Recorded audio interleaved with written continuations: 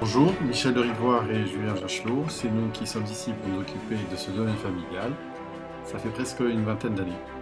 Nous l'avons vu évoluer comme la ville autour et nous voulons continuer à le protéger. C'est une responsabilité car il contient des êtres vivants, des animaux sauvages et aussi des animaux domestiques. Voici l'entrée actuelle du domaine, nous allons voir comment il est organisé. C'est un ancien domaine agricole qui comporte des jardins, des bois, des prés. Au centre, il y a une maison et des bâtiments qui servaient autrefois à l'exploitation agricole. On y travaillait la terre, le bois et il y avait même un four pour cuire le pain, dans ce qu'on appelle la fournière. Il y avait là une quantité d'animaux, des chevaux, de la volaille, des cochons. Aujourd'hui, dans le nouveau poulailler, sont élevés des poules et des dindons, de variétés anciennes régionales, et il y a même un porc.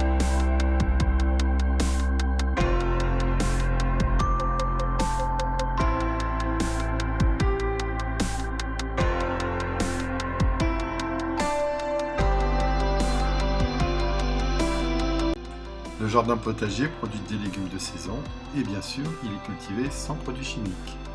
On achète le moins possible de légumes ou de fleurs, on sème des graines dans la serre et dans les châssis. Ce bâtiment est une ancienne écurie et elle abritait des voitures tirées par des chevaux. La maison est ancienne, elle existe depuis au moins 400 ans. Sous sa forme actuelle, elle date du milieu du 19e siècle. Ici, depuis toujours, il y avait une source. Et autour de cette source, on a construit un petit édifice qu'on appelle la fontaine. C'est cette fontaine qui est à l'origine du nom de Fontbeaux-Arts, fontaine boisée. La maison n'est pas très confortable car elle est trop ancienne, mais elle permet d'accueillir les membres de la famille. Dans le parc qui entoure les bâtiments, il y a encore quelques beaux arbres, des chênes verts, quelques platanes et un grand figuier d'Amérique. Actuellement, il est ouvert à la visite les 3 mois d'été et pour les groupes sur demande.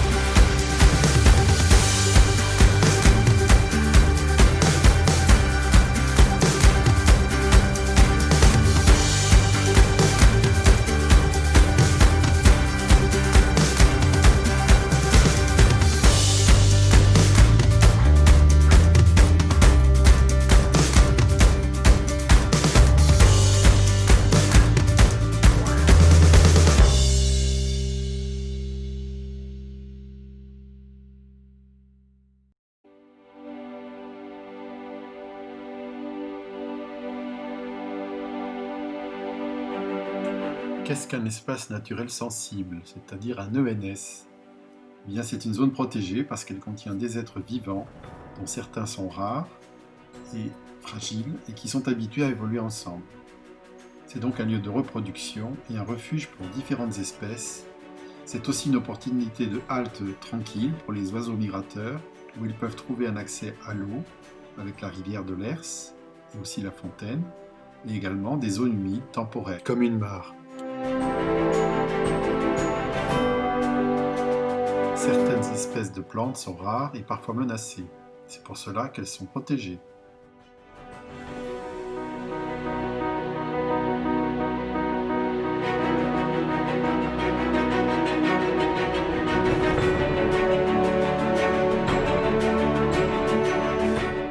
De nombreux inventaires ont été faits par des botanistes pour décrire la faune et la flore présentes dans l'ENS.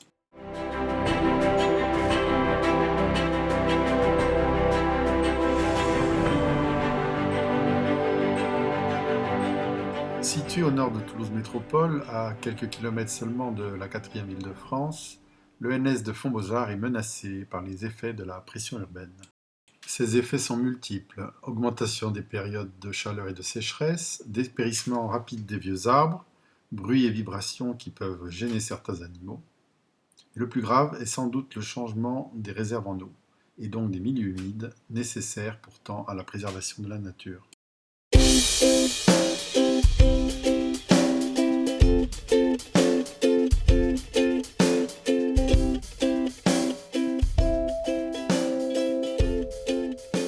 Pour toutes ces raisons, le département de la Haute-Garonne a décidé qu'il fallait protéger cet ENS et une convention a été signée en 2018. Cette convention prévoit les conditions de conservation de ce patrimoine naturel et l'organisation de l'accueil du public.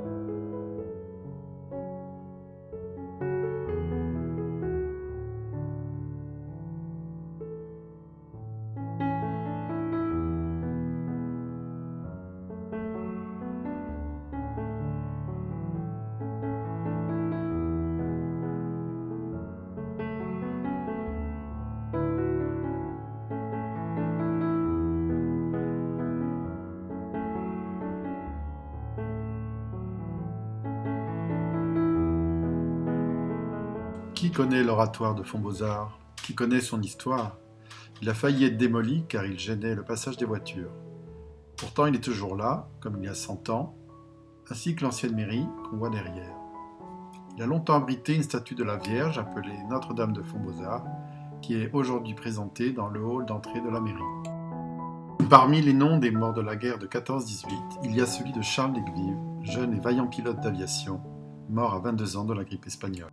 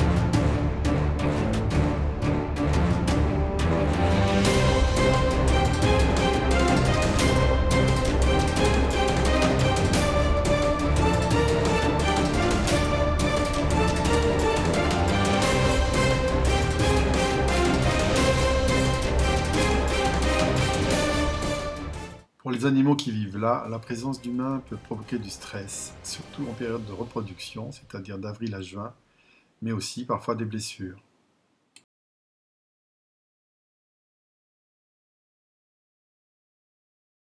Et enfin, pendant des promenades non encadrées, les gens pourraient cueillir des plantes, dont certaines sont rares et protégées, voire piétiner et détruire des habitats d'insectes et de petits animaux, mais également cueillir des champignons qui peuvent être toxiques.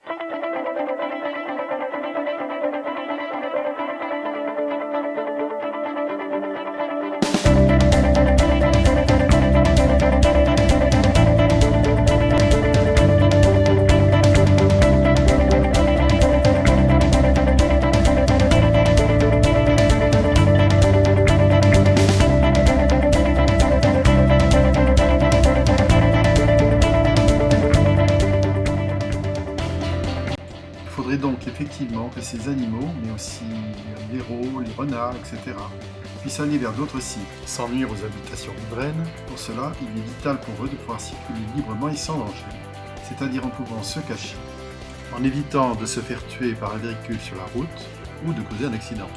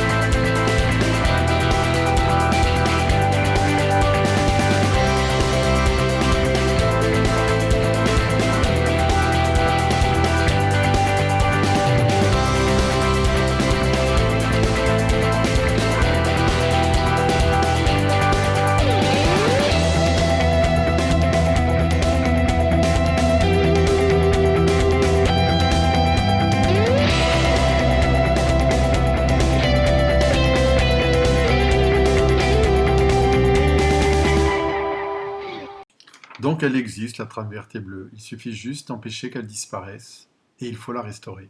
Lorsqu'elle est supprimée. Or, dans notre secteur, les passages pour les animaux, qu'on appelle des corridors écologiques, sont très fragiles. Il faudrait les consolider en les raccordant les uns aux autres, en évitant de bétonner, de mettre des éclairages nocturnes, bref, en donnant la priorité à la biodiversité et aux piétons comme aux cyclistes. Il faudrait également laisser pousser des arbres et des arbustes le long du décharge de Carles, ce qui permettrait de circuler à l'abri.